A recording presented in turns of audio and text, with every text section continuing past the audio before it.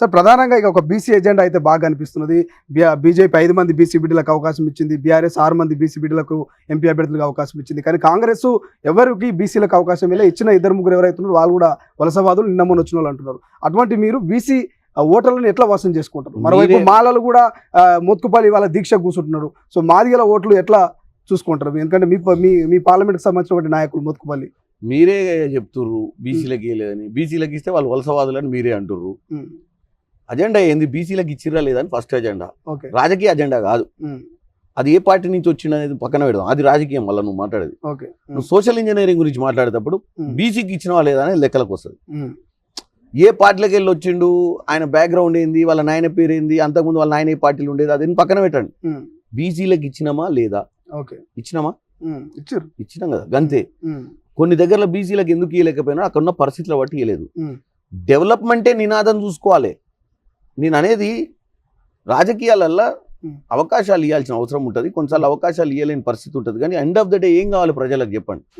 ఇలా ముదిరాజ్ బిడ్డలూరు, పద్మశాలి బిడ్డలూరు, మున్నూరుకా బిడ్డలూరు, తర్వాత గౌడ్లురు, యాదవులురు, కుమ్మరులున్నారు, అట్లా ఎన్నో కులాలు ఉన్నాయి బీసీలో. వాళ్ళకి కావాల్సింది ఏంది? మా జీవితాలు బాగుపడాలి, మా పిల్లల భవిష్యత్తు బాగుండాలి, మాకు అంటూ ఒక ప్రాముఖ్యత ఉండి ఇలా 17 కార్పొరేషన్లు తెచ్చినాం రాగానే 150 రోజులలో. తెచ్చినామా లేదా బీసీలకు? మరి ఒక ఆలోచనతోటే పోతున్నాం కదా వాళ్ళ భవిష్యత్తు కోసము. సో ముఖ్యమంత్రి గారికి మంచి ఆలోచన ఉంది, బీసీలను ముఖ్యంగా బీసీలను ఎంపవర్ చేయాలని. దాని గురించి డోకా లేదు. వీళ్ళే కావాలని ఈ యొక్క బైఫర్కేట్ చేసి డివైడ్ చేసి వీళ్ళకు ఒక కాస్ట్ ఫీలింగ్ తీసుకొచ్చే ప్రయత్నం చేస్తున్నారు. అక్కడేమో మోడీ ఏమో మతతత్వంతో చేస్తుండు. అంటే గతంలో కాంగ్రెస్ పార్టీ గుళ్ళకు పోలేదా? కాంగ్రెస్ నాయకు గుళ్ళకు పోరా?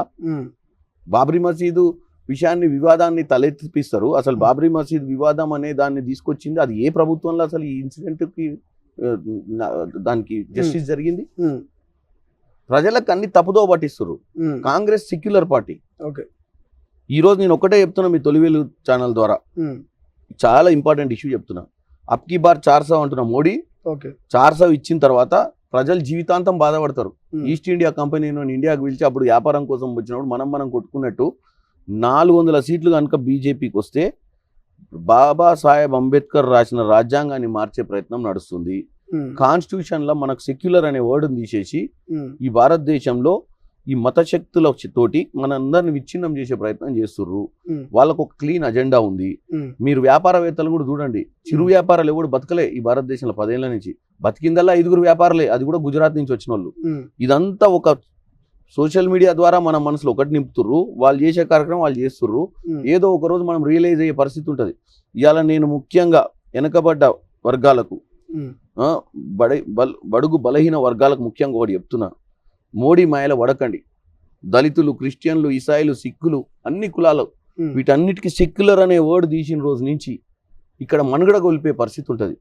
మీరు ఉద్యమం లెక్క బయటకు వచ్చి మే 13వ తారీఖు నాడు కాంగ్రెస్ పార్టీకి ఓటేసి మళ్ళీ ప్రజాస్వామ్యాన్ని బతికేయమని కోరుకుంటున్నాను. పూర్తి స్థాయిలో కాంగ్రెస్ రాష్ట్ర వ్యాప్తంగా ప్రచారాన్ని మొదలుపెట్టిందో అధికారంలో ఉన్నారు. ఎందుకంటే కేవలం 14 సీట్లు ప్రకటించి ఇంకో 3 పెండింగ్లో ఉన్నాయి. ఆలస్యం అవ్వట్లేదా? ఆలస్యం ఏం లేదు. బేసిక్గా ప్రచారం అనేది నామినేషన్ల తర్వాతనే క్యాండిడేట్ ఫైనల్ అయినాక ప్రచారం ముమ్మరం ఉంటుంది. ముందు ఏంటంటే పేపర్ వర్క్ చేసుకుంటారు. కాంగ్రెస్ పార్టీ మొన్ననే ఎన్నికలు చేసింది 119 నియోజకవర్గాలలో. సో ఎన్నికలు అనేది ఆల్రెడీ పేపర్ వర్క్ ఫినిష్ అయ్యి ఉంది. బూత్ ఎక్కడుంది, బూత్లో ఎంతమంది, బూత్ కమిటీ ఏంది, ఓటర్ లిస్ట్ ఏంది, ఓట్లు ఎవరు, ఏ ఓట్లు మన, ఏ ఓట్లు మంది అనేది తెలుసు. కాబట్టి 15 రోజులు ఎన్నికలు అయితే దాని గురించి ఏం ప్రాబ్లం లేదు. ఓకే, అద్దంకి దయాకర్కు సంబంధించి ఏం చెప్తారు? మీ నాయకులే వస్తారా? ప్రచారంలో పాల్గొనే అవకాశం ఉందా? వస్తారు, అందరూ వస్తారు. అద్దంకి దయాకర్ గారు రోజు ప్రెస్ మీట్లు పెడుతుండ్రు, రోజు గాంధీ భవన్లో పోయి మాట్లాడుతుంది కదా పార్టీ లైన్లో. దాని గురించి ఏం ప్రాబ్లం. చామలకు మద్దతుగా ప్రచారంలో 100% వస్తాడు అద్దంకి దయాకర్ గారు. నేను కూడా రమ్మన్నా, కాకపోతే ఏంటంటే కొన్ని బాధ్యతలు ఒప్పిన పార్టీ కాబట్టి ఆ బిజీలో ఉన్నాడు. ఫైనల్గా ఏం చెప్తారు? మీ భువనగిరి ప్రజలకు ఏం చెప్తారు? భువనగిరి ప్రజలకు ఒకటే చెప్తున్నా, బూర నరసయ్య గౌడ్ గారికి ఒక అవకాశం ఇచ్చిర్రు. మీరు ఆయన ఏం చేసిండో 5 ఏళ్ళు ఆయనది ప్రోగ్రెస్ రిపోర్ట్ చూడండి. కాంగ్రెస్ నుంచి 2 అభ్యర్థులు గెలిచారు, వాళ్ళ ప్రోగ్రెస్ రిపోర్ట్ చూడండి. చామల కిరణ్ కుమార్ రెడ్డి అనే ఒక ఫ్రెషరు, ఒక అవకాశం ఇస్తే నా ప్రోగ్రెస్ రిపోర్ట్ కూడా తయారైద్ది. జీవితంలో అవకాశాలు ఇస్తేనే నేను కూడా మీలాంటి మధ్యతరగతి కుటుంబం, కింది స్థాయిలో నుంచి వచ్చిన వాడిని. కొత్త నాయకత్వం వచ్చినప్పుడే ప్రజాస్వామ్యంలో విలువలు ఉంటాయి. నాలాంటి నాయకుని కూటేస్తే నేను మీ వెంటనే ఉంటా. బడుగు బలహీన వర్గాలకు వాళ్ళ భవిష్యత్తు కోసం పనిచేస్తా. ముఖ్యంగా పార్లమెంట్లో భువనగిరి నియోజకవర్గానికి సంబంధించిన సమస్యలపై పోరాటం చేసి వాటన్నిటిని నెరవేరుస్తాను, నాకు ఒక అవకాశం అని మీ ఛానల్లో తెలియజేస్తాను. నకిలీ తొలి వెలుగు చక్కర్లో పడొద్దు. అసలైన తొలి వెలుగును ఫాలో అవ్వండి.